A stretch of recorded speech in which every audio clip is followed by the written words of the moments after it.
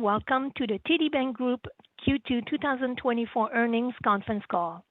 I would now like to turn the meeting over to Ms. Brooke Hales, Head of Investor Relations. Please go ahead, Ms. Hales. Thank you, Operator. Good morning and welcome to TD Bank Group's second quarter 2024 investor presentation. Many of us are joining today's meeting from lands across North America. North America is known as Turtle Island by many Indigenous communities. I am currently situated in Toronto. As such, I would like to begin today's meeting by acknowledging that I am on the traditional territory of many nations, including the Mississaugas of the Credit, the Anishinaabe, the Chippewa, the Haudenosaunee, and the Wendat peoples, and is now home to many diverse First Nations, Métis, and Inuit peoples. We also acknowledge that Toronto is covered by Treaty 13 signed with the Mississaugas of the Credit and the Williams Treaties signed with multiple Mississaugas and Chippewa bands. We will begin today's presentation with remarks from Bharat Masrani, the bank's CEO, after which Kelvin Tran, the bank's CFO, will present our second quarter operating results. Ajay Bambawale, Chief Risk Officer, will then offer comments on credit quality, after which we will invite questions from pre-qualified analysts and investors on the phone. Also present today to answer your questions are Raymond Chun, Group Head, Canadian Personal Banking, Barbara Hooper, Group Head, Canadian Business Banking, Tim Wiggin, Group Head, Wealth Management and Insurance, Leo Salam, President and CEO, TD Bank, America's Most Convenient Bank, and Riaz Ahmed, Group Head, Wholesale Banking. We will be ending promptly at 9 a.m. Accordingly, please limit yourself to one or two questions and then re-queue. Please turn to slide 2. As noted on slide 2, our comments during this call may contain forward-looking statements which involve assumptions and have inherent risks and uncertainties.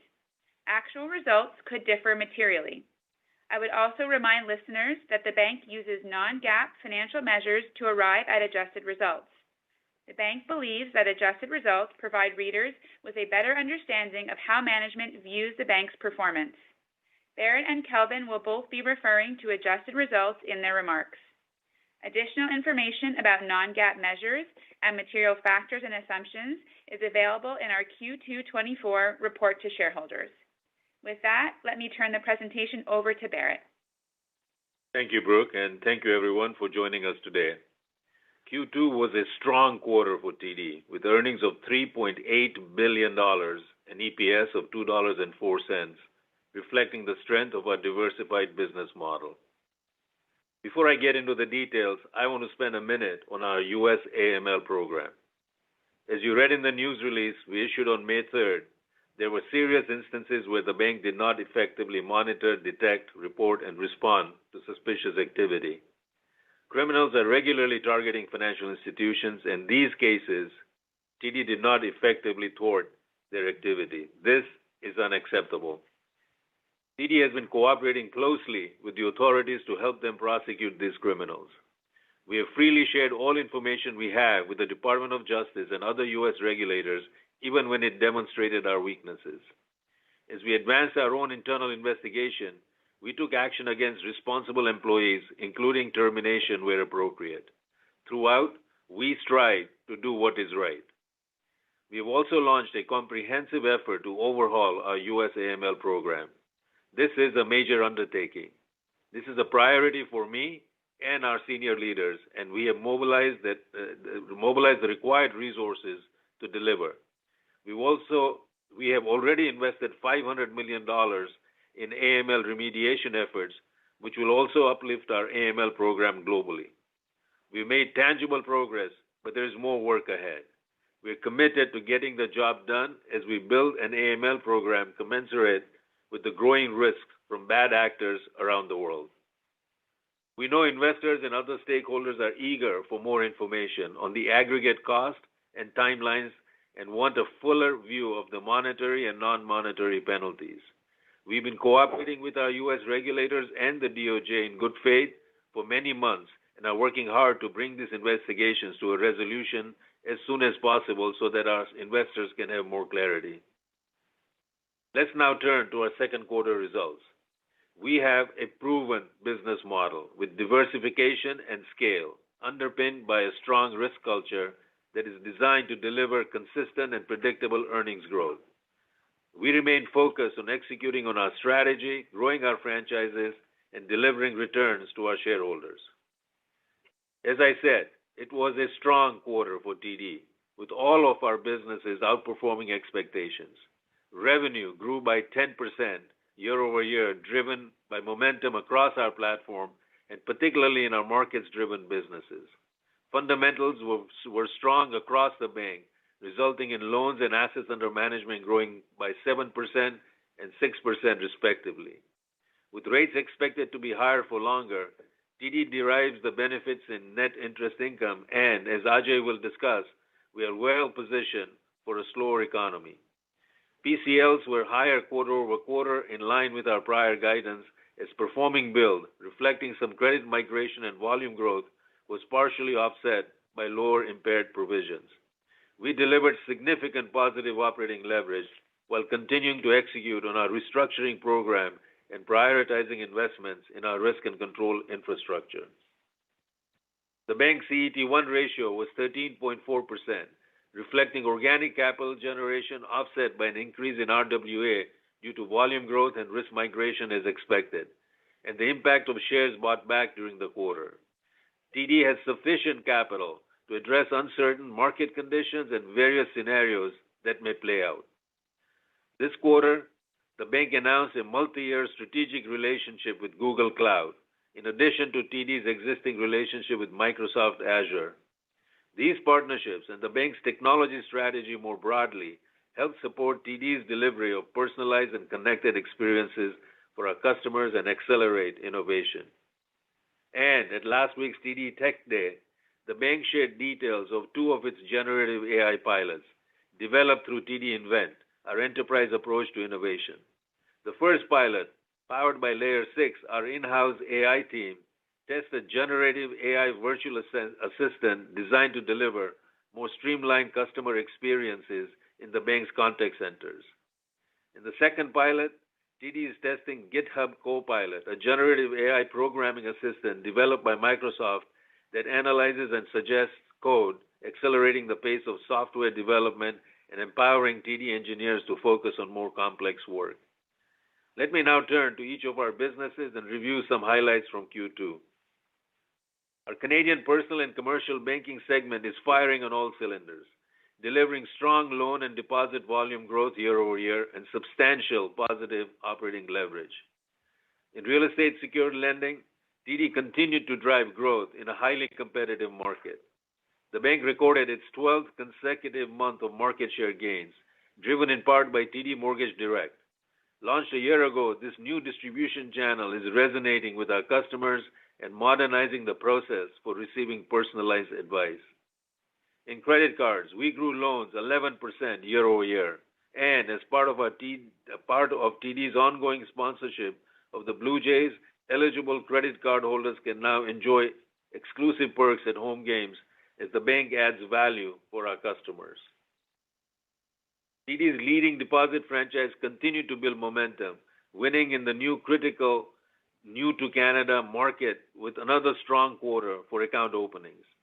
And as part of an expanded agreement announced this quarter, HDFC Bank, India's leading private sector bank, will refer students planning to study in Canada to TD's International Student GIC program, simplifying the banking experience for Indian students in Canada.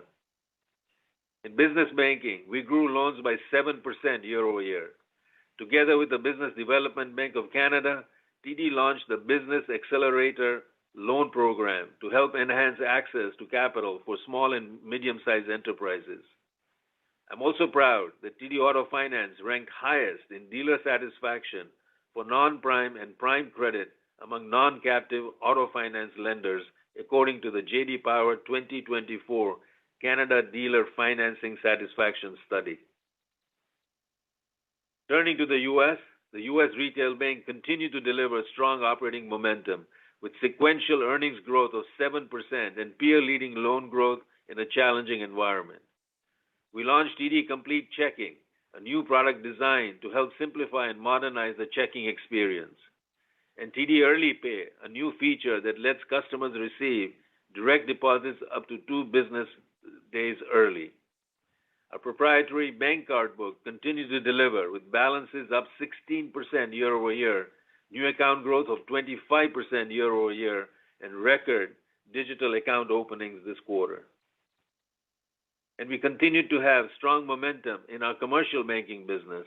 Middle market loan balances grew 20%, and lending fees were up 58% year over year. TD Bank, America's most convenient bank, hit a digital milestone in Q2. We already serve over 10 million customers in the U.S., and we now have over 5 million active mobile customers delivering new features and capabilities that enhance the customer experience. The bank continues to receive recognition for its unique and inclusive culture. In April, TD was once again named one of America's best employers for diversity by Forbes, ranking highest among financial institutions. The wealth management and insurance segment saw strong performance across its diversified businesses, with revenues up 11% year over year, reflecting higher insurance premiums, asset growth, and increased trades per day in the direct investing business. In TD Asset Management, we grew market share in ETFs, recently adding 7 fixed income ETFs to our product suite. TD Asset Management also built momentum in the defined contribution space, as our target date funds were recently rated the top recommendation to clients across Canada by a trusted benefit solutions provider. In our advice business, our family office, which provides bespoke investment management and customized tax and legacy planning for our ultra-high net worth clients, just surpassed $1 billion in managed assets. Wholesale banking delivered record revenues for the second consecutive quarter, reflecting broad-based growth across the business, including in U.S. underwriting, sales, and trading. With the TD Cowen acquisition, we are delivering a full suite of capabilities to our clients and building a top 10 integrated North American investment bank with global reach. The integration of TD Cowen is tracking ahead of schedule. On April 1st, we achieved an important milestone with the implementation of a unified investment banking, capital markets, and research platform integrating coverage models. TD Cowen's renowned global research franchise continues to receive recognition. In March, the team was awarded Best Specialist ESG Research in the 2024 ESG Investing Awards, highlighting their thought leadership and commitment to action-oriented investable research. The bank has momentum and strong market share, and we are execute on our growth strategies. At our Investor Day almost a year ago, we highlighted medium-term targets for our Canadian retail businesses. 1 year in, we are on track to deliver on those aspirations. In Canadian personal banking, we described our ambition to outgrow Canada's population, and the most recent data shows TD's net customer growth outpacing Canadian population growth by 30 basis points. Similarly, in insurance, we described our ambition to be Canada's fastest growing personal lines insurer. And over the past year, TD has gained market share in personal lines in every province. TD is delivering on the bold ambitions we outlined a year ago. The bank remains committed to the communities we serve. Through the TD Ready Challenge, the bank awarded 10 $1 million grants to organizations in Canada and the U.S. that are focused on finding innovative solutions that address systemic barriers to affordable housing and help increase access to stable housing for those who need it most.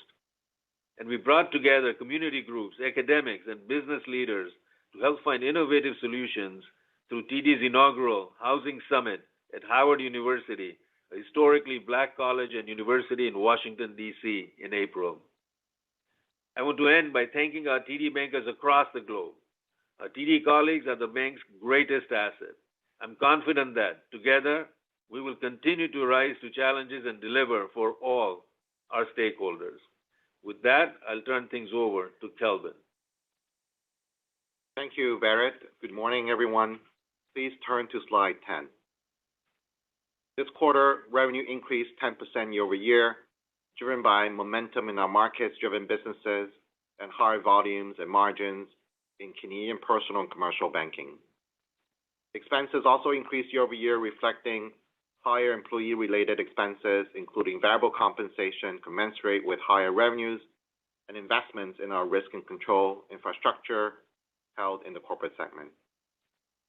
The bank delivered significant positive operating leverage while continuing to prioritize investments in our risk and control infrastructure. PCLs were higher quarter-over-quarter as performing build, reflecting some credit migration and volume growth, was partially offset by lower impaired provisions. As a result, earnings were $3.8 billion, up 2% year-over-year. EPS was $2.04, up 7% year-over-year, reflecting our share buyback and earnings growth. Please turn to slide 11. There is no change to our expense guidance for fiscal 2024.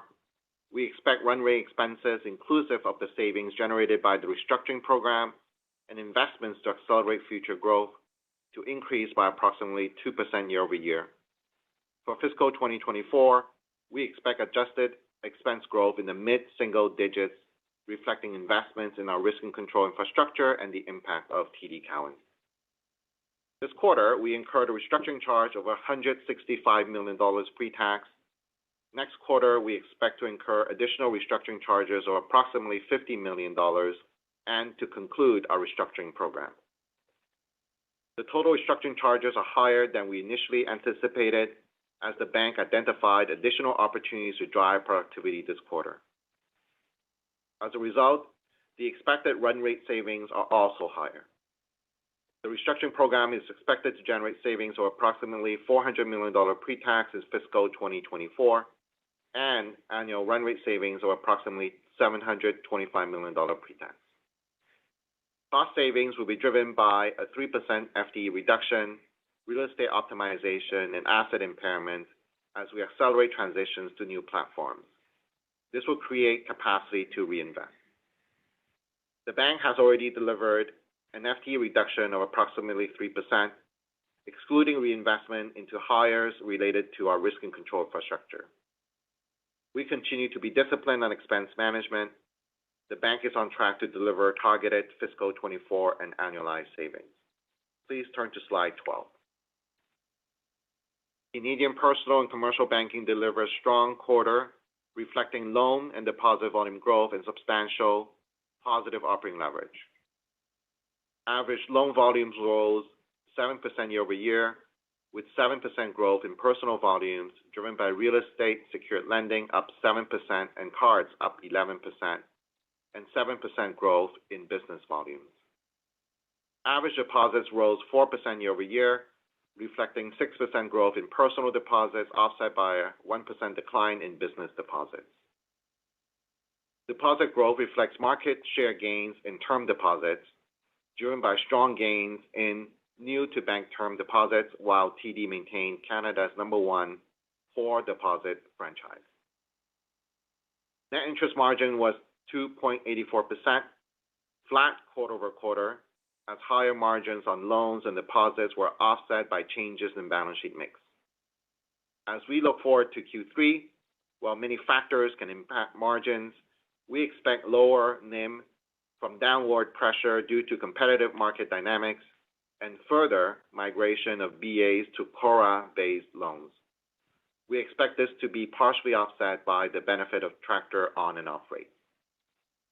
While the migration of BAs to CORRA-based loans is marginally dilutive to Canadian P&C NIM, it is neutral for the segment from a P&L perspective. We are also not expecting a significant impact to total bank NIM from this transition. Expenses increased, reflecting higher spend supporting business growth, including employee-related expenses and technology costs. Please turn to slide 13. U.S. Retail Bank continued to deliver operating momentum with sequential earnings and loan growth in a challenging environment. Average loan volumes increased 7% year-over-year. We saw strong auto originations with loan volumes up 12% year-over-year and double-digit growth in TD's proprietary bank card book and consumer mortgage portfolio.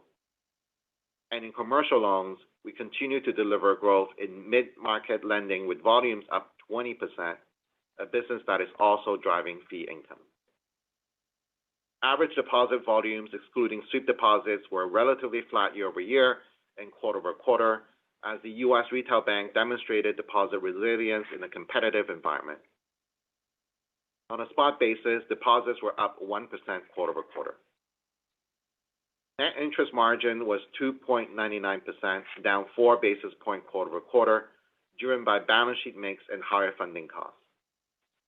While many factors can impact margins, including competitive deposit market dynamics in the U.S., the level of rates and balance sheet mix, we expect modest NIM expansion in the second half of the year. Expenses were relatively flat year over year and declined 6% quarter over quarter due to seasonality of expenses and impact of productivity initiatives. We continue to make additional investments in risk and control areas, which are mainly recorded in the corporate segment. Please turn to slide 14. Wealth management and insurance delivered strong business momentum this quarter. Revenue grew 11% year over year, reflecting high insurance premiums, fee-based revenue commensurate with market growth and transaction revenue. While expenses were up 7% year over year, reflecting higher variable compensation commensurate with higher revenues, the segment reduced FTE by 8% year over year.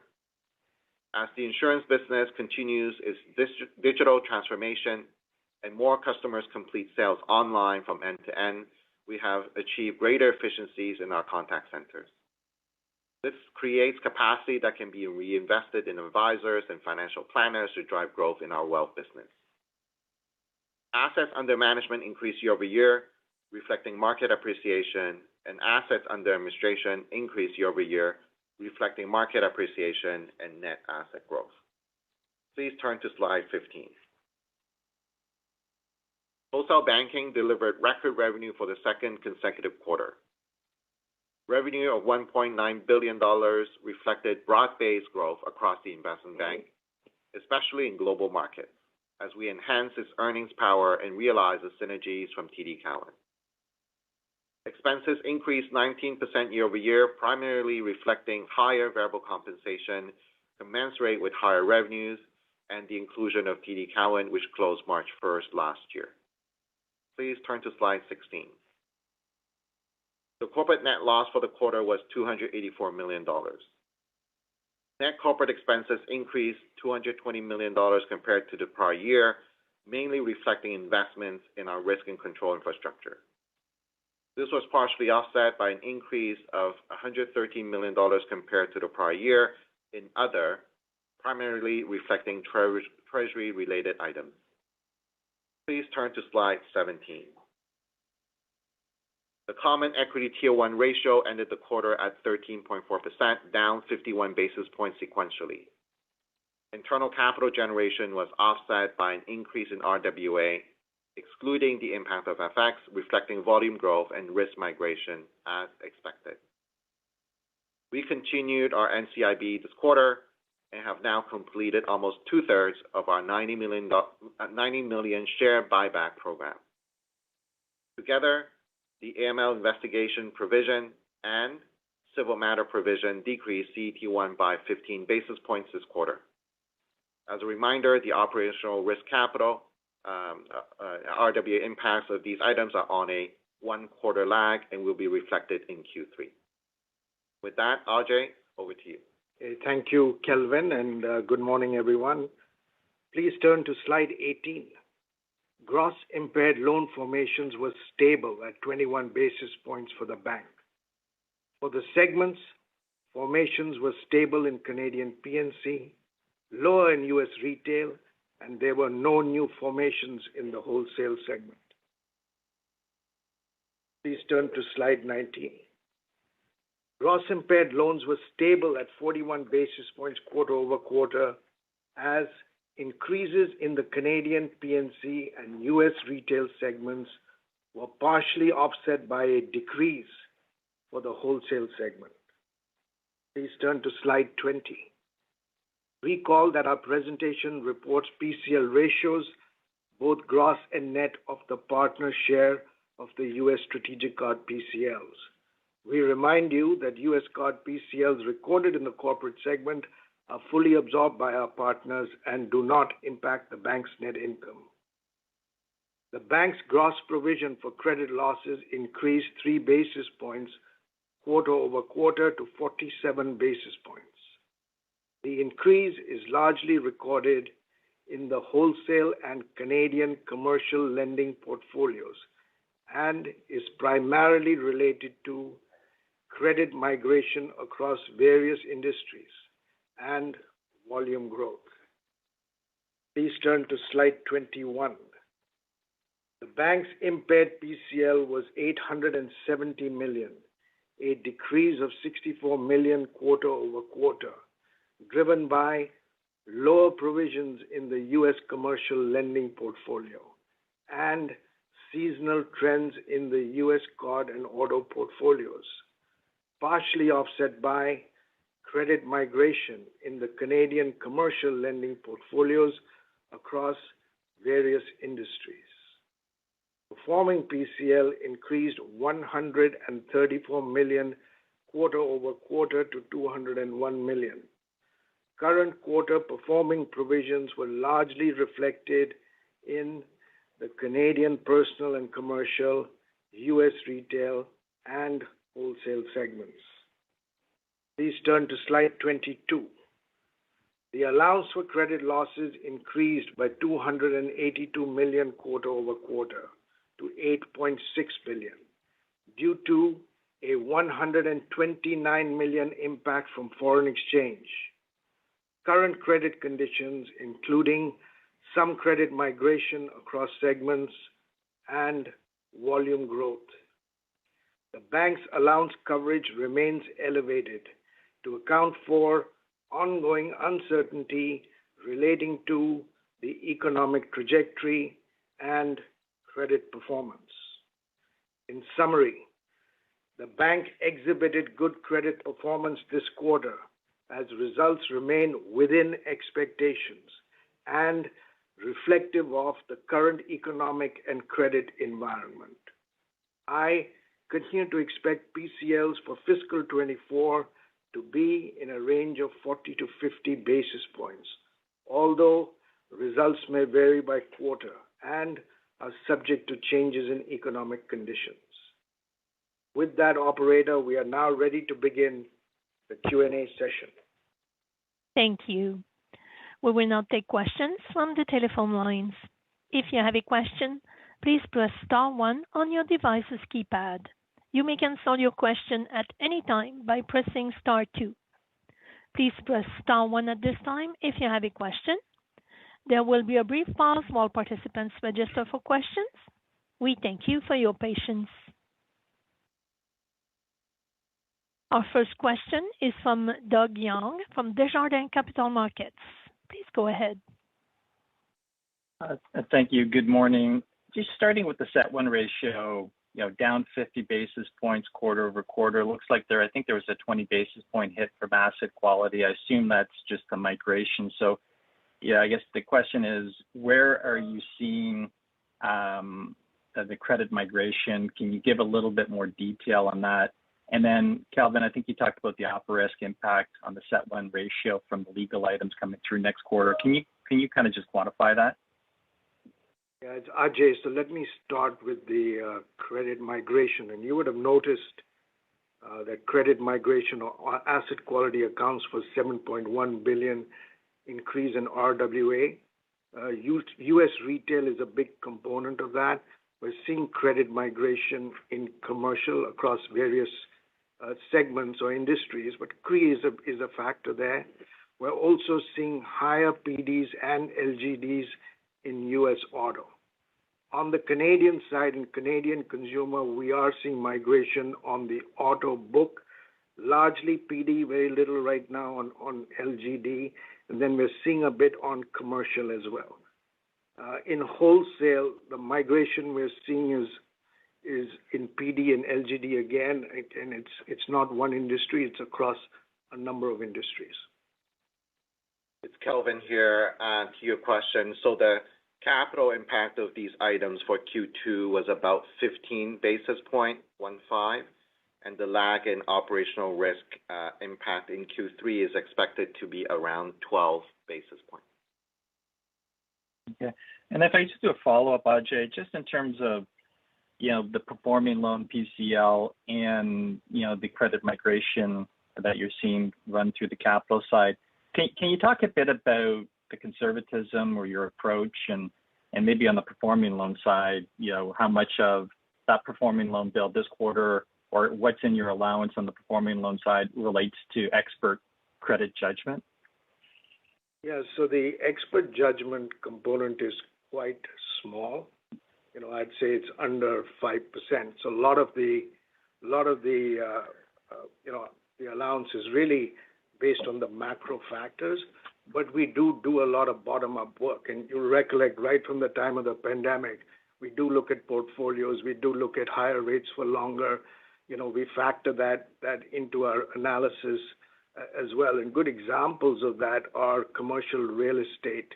We do bottom-up work. We'd actually go borrower by borrower and see, what the potential reserves are. Are they captured in the macro scenario or not? Like RESL would be another good example in Canada where we'd be constantly looking at the higher risk segments. We'd look at higher rates for longer. What's the impact? And build it into our allowance. And we've been doing this for a while. So yes, you're right. There are some judgmental overlays, but that's not the big driver of our allowances. And then the last comment I'd make is that I actually feel pretty good about where we are in terms of our allowance at 91 beeps. We have a downside case is a recessionary case. We've got a fair bit of weighting on it. And as I said, we have been factoring in higher rates for longer into our allowance. So appreciate the color. Thank you. Thank you. Our following question is from Meny Grauman from Scotiabank. Please go ahead. Hi, good morning. Just wanted to revisit U.S. growth plans, something you talked about a year ago, Q2 23. If I look at the guidance on store openings, you talked about 150 stores by 2027. You did 17 new stores in 23, but it's down 10 year to date. So just wondering, that 150 store by 2027, that guidance, is that still guidance that you would stand behind, or does it need to be adjusted? Thank you very much for the question, Meny. Just to take a quick step back, obviously, the store network has been a critical part of our growth strategy over the past, essentially the 2 decades that we've been in the U.S. And it certainly is an important part of our acquisition engine. We are, as we look to the future, we're doing a couple things. One, our first priority is making sure that we address fully and completely the AML and governance and control issues that we're facing in the U.S., and that is drawing a significant amount of our investment dollars as we address that with the seriousness and the importance that requires. Secondly, we're looking at store expansion, and we are deliberately pacing that expansion. You'll see us focus more around our digital and mobile strategies in order to be able to position our franchise collectively for a more balanced omni-channel growth strategy going forward. It doesn't mean that medium, long term, the stores won't be important, but I do think that in the immediate short term, the focus is going to be in those 2 fundamental areas. I will say that there's a significant amount of retooling in the stores itself, and I just want to spend a moment on that because within the numbers, we have already, over the past few quarters, retooled about 66 stores to our next generation store design. What that does is it changes the configuration inside the store so we can deliver a broader, a deeper relationship with our clients with greater advice capabilities. And that is really resonating with clients, and we're quite pleased with that.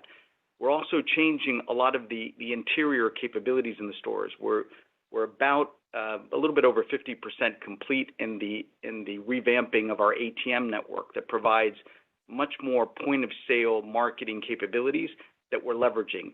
And finally, we're adding more digital merchandising across the network in order to be able to provide our advertising capabilities dynamically throughout the network.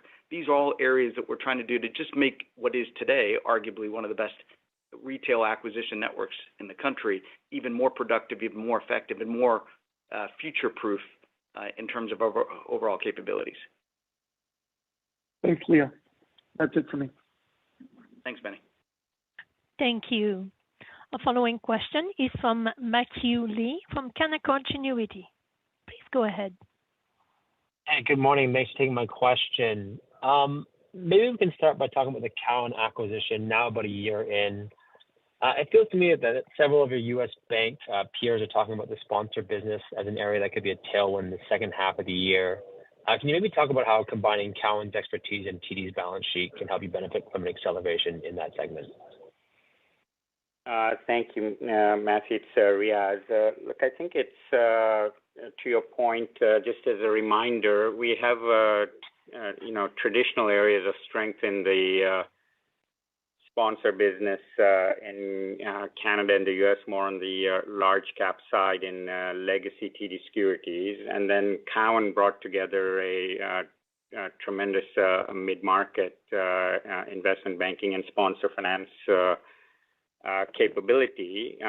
So while they have the relationships and the placement capabilities, what legacy Cowen did not have was the balance sheet to be able to drive that business. So bringing that together, and particularly for the TD Cowen side in the U.S., marrying that up with Leo's business is a tremendous opportunity for us, and we're looking to continue to just build out both sides of the sponsor business on the larger cap side as well as the middle market side, and I think we're well underway and already are seeing some good momentum.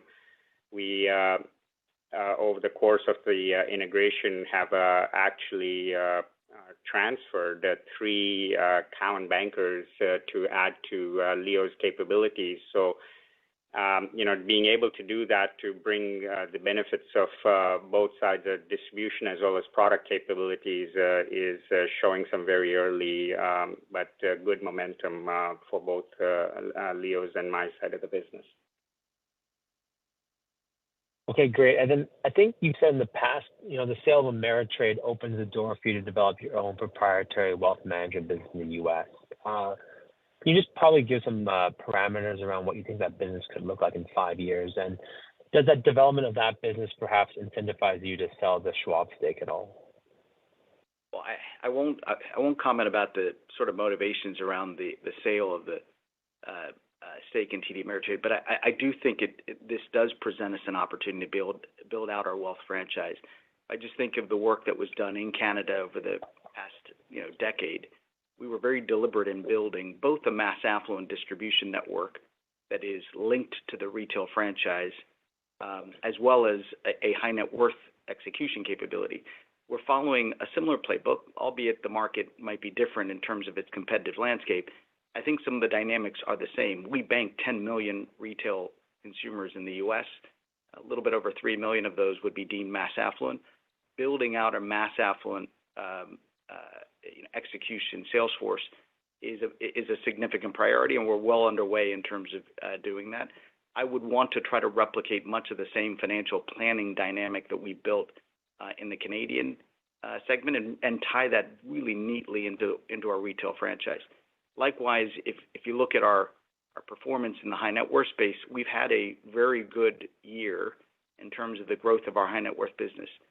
Today, it's a much more significant contributor to our overall franchise, and we would hope over the next 5-7 years, wealth becomes a key contributor both to fee income, but also to our overall improvement of our overall return on equity. So it is one of our strategic aspirations, strategic priorities going forward, and we'll continue to build it out. All right, I appreciate the color. Thanks.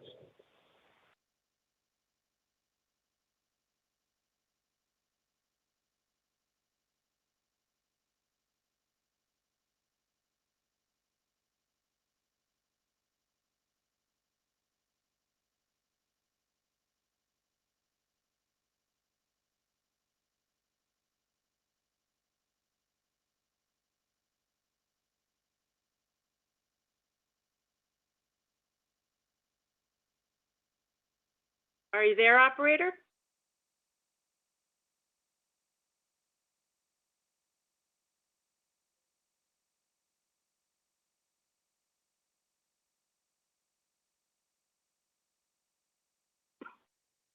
There, Ibrahim. Hey, Bharat, can you hear me? Yeah, I think we lost the operator, but I can see your name on the screen, so go ahead, Ibrahim. Okay. All right. So good morning. I guess maybe just wanted to follow up, tied to the AML issue. I think in the response Leo gave around store opening, what I heard was it seems you're not opening stores. You may not be able to open stores. And the risk that we hear from in conversation with investors, and I share this risk concern, is the stagnation of the U.S. franchise. So maybe, Leo, help us sort of better understand why we should not worry about the TD franchise stagnating depending on what the penalties levied are when we think about like JP Morgan, tons of regional banks opening these branches all around Southeast and talent attrition, et cetera. Just help us kind of think through why some of that is not a big risk as we think about the next 2 to 3 years as you deal with the AML issues. Thank you very much for the question, Ibrahim. I'd ask you to start by just looking at the quarter. I mean, if you look at the quarter performance, we posted a 7% sequential growth in terms of NIAT. We did that on both strong operating momentum, pure leading loan growth in both the commercial and retail loan businesses. We also delivered a 6% sequential reduction in expenses as the productivity programs that we announced in the third quarter of last year begin to take root. We managed to maintain a stable deposit platform. We saw spot growth, but on a quarter-on-quarter basis, on an average basis, we were relatively flat. And we improved return on equity, overall contribution. And we did that while making significant investments in our governance and control environment, specifically around our AML agenda. So I'd start by saying I think you're seeing the power of the franchise and the organic capacity of our ability to bring solutions, whether they be consumer lending solutions, wealth solutions, other mid-market transactional banking capabilities, to the existing client base that we have, and that is certainly, bearing fruit. The reason why I want to be really direct on the point with regards to stores. I'm not making the claim that we cannot grow the stores, but I also want to be very clear that we're in the midst of discussion with regulators, and I don't want to prejudice any of those conversations at this point. I know that there's a lot of questions about what we can and cannot do, and the one thing that I will commit to this group is as soon as we're in a position to provide greater clarity on those, we will certainly do that. But in the interim, I would say we've got a strong franchise. We're making investments in that franchise. We'll continue to grow cards, wealth, our mid-market business. We'll continue to invest in digital and our mobile capabilities, and we'll look for opportunistic opportunities to continue to grow the franchise. And I think you're seeing the result of that activity, and I think it's clearly bearing fruit. Got it. And I guess just as a separate follow-up, maybe, Bharat, your opening remarks, you mentioned TD did not effectively thwart threats and activities from bad actors. I'm just trying to think through, my sense for TD is it's really strong in risk management. That doesn't seem to be the case here. One, what went wrong? And then when I think about the article that came out last night in the Globe about the RCM, can you at least give us assurance that this is a very specific U.S. AML issue, or could it be that in a few weeks from now we start getting headlines around other risk gaps at TD? Just give us a sense of, one, what went wrong, and beyond U.S. AML, how have you revisited the risk framework to make sure this doesn't, this is, I guess, handicapped? Yeah, Ibrahim, this is Barrett. Look, we've said so much about the AML program in the U.S. We know the role we play, the importance of financial institutions play in the fight against, money laundering, and we are committed to doing our part. And the reports you hear, what you read, does not reflect who we are, our values, or what the bank stands for. And we made that very clear.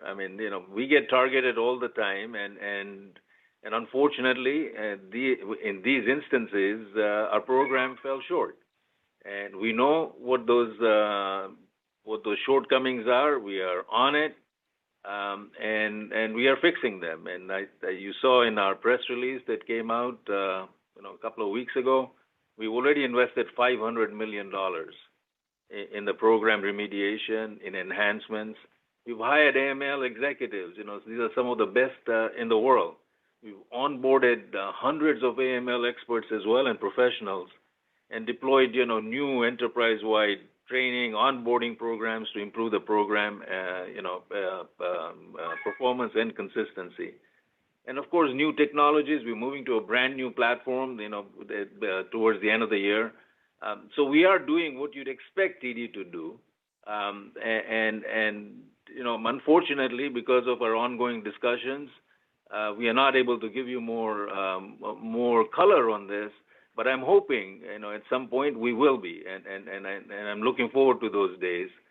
With respect to the article you're talking about, it is unfortunate that the report contains inaccuracies and misrepresents our normal course, business as usual interactions with Canadian regulators. We are a large global player. We have lots of discussions with many regulators that are normal course, business as usual. And like I said, it is unfortunate that the report contains inaccuracies. We strive to be a well-run bank. Our risk management reputation goes back many decades, and it's unfortunate that in this one instance, we fell short. And as I said earlier, we are in the process of fixing it, and we will fix it. And then we are making all the right investments and hiring the right professionals to get us there. So with that, I hope I have covered off everything you're asking. Maybe I can add a few, please, few go points. So it's Ajay. So just from my perspective, the main issue we're dealing with is the US AML program. There are lessons learned from the US AML program and the investments being made. All those are going to benefit the global program. But as Bharat said, there is a comprehensive effort underway. We're taking it very seriously. The other comment I wanted to make, just relating to the article, from my standpoint, it is normal course for a bank to be investing in risk programs. You can ask any other CRO anywhere in the world, do they invest in risk programs?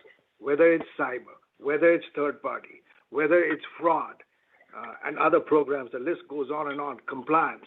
That is normal course for any bank to be investing in their risk programs. And also the dialogue, which is referenced in the article, the dialogue with regulators actually happens every day. So I'll pause there. No, I think that's helpful. I guess sounds like it is still remains a primarily US AML issue. And I guess the other question, Ajay, as a follow-up, why did you not catch that? Going back to what Bharat said, decades of reputational risk management, I would have thought TD is leading the charge on best-in-class AML. Why did that not happen? Is this isolated, or is that a systemic issue at the bank? Good question. And what I would say is we always endeavor to be best in class in every risk area. But yes, from time to time, we find we've fallen behind in a particular area. And we're out there owning the issue that we fell behind in our program, and our program did not pick up things it should have picked up. But really, if I go right to the root cause of what happened, there were some procedural weaknesses in the U.S. that caused bad actors to exploit us. And we were also disappointed that some of our colleagues didn't follow our code of ethics. Those would be the two things I'd call out, and that's specific to the U.S. This is not a problem here at the enterprise level, but I want to emphasize anything we learn in the U.S., from this event and even otherwise, we bring it back to the enterprise and we make the appropriate enhancements. And that's what we're doing in this case as well. So again, to summarize, our endeavor is to be the best at everything. But yes, we do fall behind in certain areas occasionally. And this happens to be one of them. And we're not denying it. We're owning it. That's key, Ibrahim. It would be easy to say, well, it's a one-off thing, we'll just move on. No, this is the TD style. This is the TD transparency. We want to make sure we tell you, what went wrong and what we are doing about it, and to make sure it never happens again. And that, I think, in itself tells you the culture of the bank and the risk culture that is inherent at TD. No, this is good color. Thank you, all of. Thanks. Thank you. Our following question is from Gabriel Dechaine from National Bank Financial. Please go ahead. Good morning. I'll ask my questions all at once here. Numbers one, in your other income, the hedge gain line item turned pretty positive there sequentially and relative to the trend, if you can just explain that. Then for Barrett and or Kelvin, the cost guidance is not changing for this year. You were very clear on that. Thanks. I'm just wondering what you're thinking about the costs, and specifically related to this AML program beyond 2024. You did take you're taking more restructuring charges to find more cost savings. I'm wondering if that's an indication that maybe you needed to find more cost savings to subsidize that AML program. And lastly, on the buybacks. The pace has come down, and unless I'm mistaken, I don't know if you bought back any stock in April. Maybe there was a technical restriction there. I'm wondering what your outlook is for buybacks, or if that's changed at all relative to what you were telling us a few months ago. Thanks. What was the first one? Yeah, hedge. You had everything going there. The hedge gains, it was a $200 million positive. Usually it's negative. It's Kelvin. I'll address that. It's a similar item that we talked about in the past. When you look at these specific items, it's not reflecting the whole portfolio of trading-related income. Mm-hmm. So I would ask that you look at our disclosure in our supplementary disclosure on trading-related income, if that's what you want to do. Looking at a specific line does not provide better insights. Maybe we'll take that one offline. I think the other ones are more important. Yeah, on the cost of remediation and all that, Gabe, our intention is to fix all our issues as soon as we can. And we're working hard, as I said earlier. We've already invested $500 million in program remediation, hired a lot of professionals, building new technologies, and we're trying to get this done as quickly as we can. But can it go into 25? Yeah, perhaps it might, but it's hard to say because, there's investments and the build sometimes takes longer, sometimes it's shorter. So we'll see how that works out. With respect to your question that, are we looking for efficiencies just to, I think, use the word subsidize? Absolutely not. We are a bank that always looks at efficiencies. If there's a better way to deliver for our nearly 28 million customers worldwide, we will obviously make sure that we achieve that. So, of course, it's important that, we run a bank, and I think the business of banking continues at TD, where we continue to deliver for our customers, and part of, delivering for all our stakeholders is to run a very efficient bank, and you're seeing that in our numbers. Then on the buybacks? Sorry, on buyback. Yeah, so, our intentions are same as what we had said last time. We have a program, and our intention is to complete the program, subject to market conditions, and that's how we look at this program. Well, I guess your messaging was you want to do the full, 90 million or whatever it is. But I'm wondering. It is 90 million. Yeah, these operational risk RWAs. There's this other civil settlement that are, just taking little nibbles away at your capital ratio. I'm wondering if that changes the momentum a bit. No, we like I said, market conditions. We have an auto, program as well. This is that puts in the algorithm against that. And when appropriate, when we think there are market opportunities where buyback is in the interest of the bank and our shareholders, we will partake in that as well. So that's how we think about it, and subject to market conditions, our intention is to complete the program. Thank you. Thank you. Our following question is from Paul Holden from CIBC. Please go ahead. Thank you. Good morning. I'll just keep it to one for the interest of time. So going to go back to the AML issue because I think you made some very important statements there. While the AML shortfalls may be in U.S. specific, you are making enterprise-wide investments in risk and control. And the reason I bring that up is I think there's some concern that if there's, I don't know if you want to call it regulatory spread to Canada, that the cost of remediating might increase, but that does not sound like that's a risk given the way you've talked about, again, enterprise-wide investment. So maybe you can just provide some clarity there.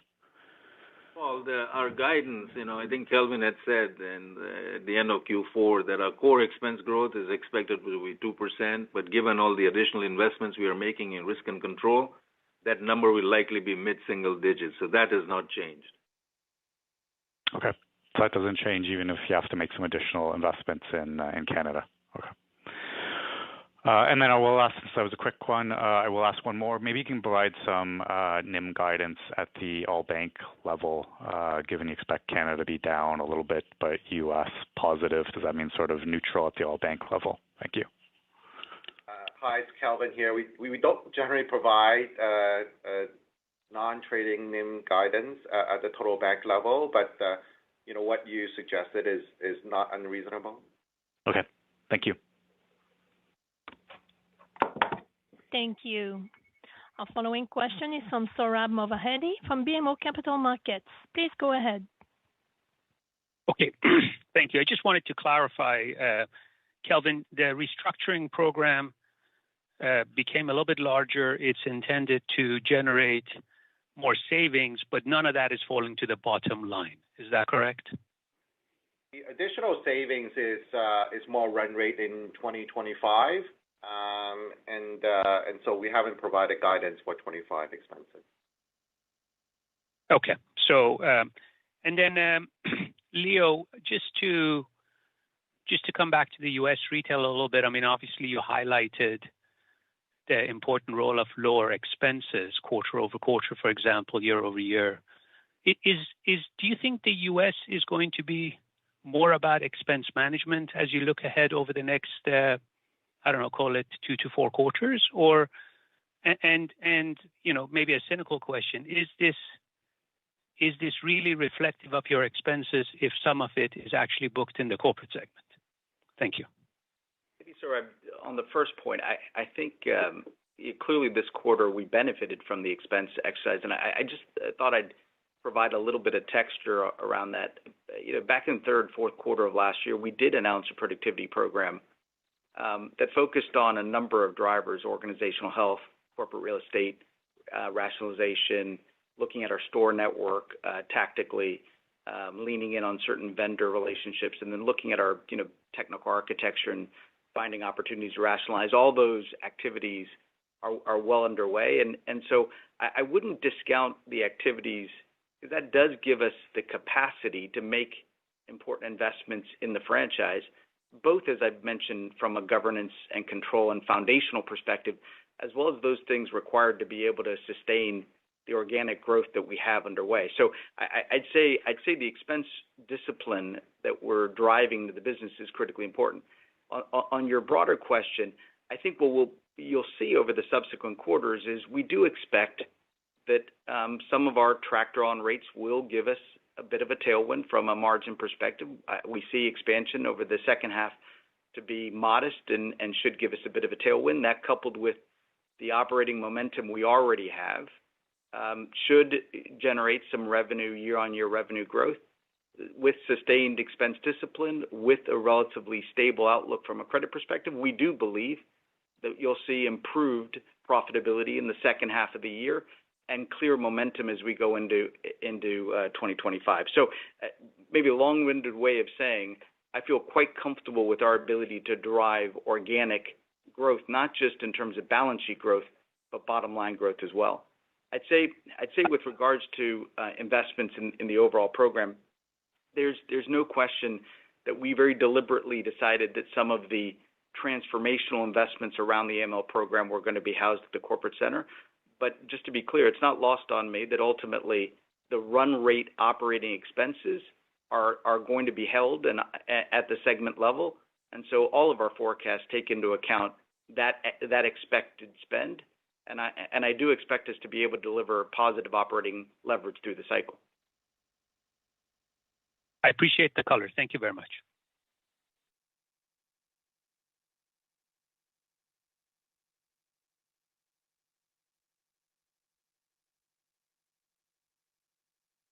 Operator there? Lamar, can you hear us? Yeah, can you guys hear me? So why don't you go ahead? Okay. I know you can't provide further details on the magnitude of the charges, but given that you did take this initial provision, can you give us some broader strokes on what stage the discussions are with the other regulators and DOJ? Like, does it feel like we could get closure on this issue in 2024? Could it be pushed well into 2025 and beyond? Any color you can provide would be helpful. Lamar, unfortunately, we can't. As I've said it many times, we are in active discussions with our regulators and the Department of Justice. And, we are hoping that we can bring closure to this as soon as we can, but it's hard for us to give you any specific timing in that respect. Okay, thanks. I just had to try that one. Can you talk to us about the strength in wealth management? So that $418 million in earnings, it's been relatively stable in the 330 to 360 range since the start of 2023. Should we think about this as a one-off strong result, or is there something that's fundamentally shifted in that business so the earnings power of the wealth management business is now moved up somewhat? Thanks. Mark, thanks very much for the question. So I would say, if there's a theme today, you're seeing the strength of a diversified business model across the bank, and that absolutely applies in wealth and insurance for that matter. I would answer your question by basically bifurcating our business drivers into factors we control and those that we don't. So from a macro perspective, obviously markets are critical when you have AUM and AUA over $1 trillion. Interest rates are a major driver to NII and sometimes dictate flow within the bank. In terms of what we do control, the client is at the center of everything we do. And so we're constantly looking at our client needs and making sure that our strategies line up against what they are trying to accomplish, and that we're delivering it on the product side in a form that they appreciate. And secondly, we control expenses. And if you look at our expense number and our operating leverage, our FTEs overall down 8%, I would suggest to you that we are putting ourselves in a position to benefit across wealth and insurance, and that's really what you saw in the $418 million, up 25%. So long-winded way of saying, if you have over $1 trillion, obviously with the appreciation in the equity markets, if you are maintaining expense discipline, that's going to continue to drive results. And you'll also see continued results from growth in market share across advice, insurance, and net asset growth itself. And then, Tim, here, there might be a good opportunity to talk about the integrated model we run for the rest of the bank, because that was the main topic at our investor day about a year ago, and how between you and Ray and Barb in the Canadian businesses, how that plays out. So maybe take a minute on that, Ray and Barb. Lamar, it's Ray. And as you recall back from Investor Day, one of our big themes on where we thought we had the greatest opportunity for growth is on our One TD initiatives, and that's what you're seeing actually play out in 2024. What we're seeing in the relationship between Canadian personal banking and wealth management is we're on pace to have our best year on record from a referrals from branch banking to wealth is up 12% year on year. But if I translate that into volumes, the actual closed volumes from Canadian personal banking to wealth is up 23% year on year for financial planning. It's up over 10% to all of our advice businesses and up 6% to direct investing. So significant business that we said that's in our house. When you bank one out of every 3 Canadians across the country, significant organic growth opportunities just by the partnering that we have between our two businesses. Or quickly cover off. Sure.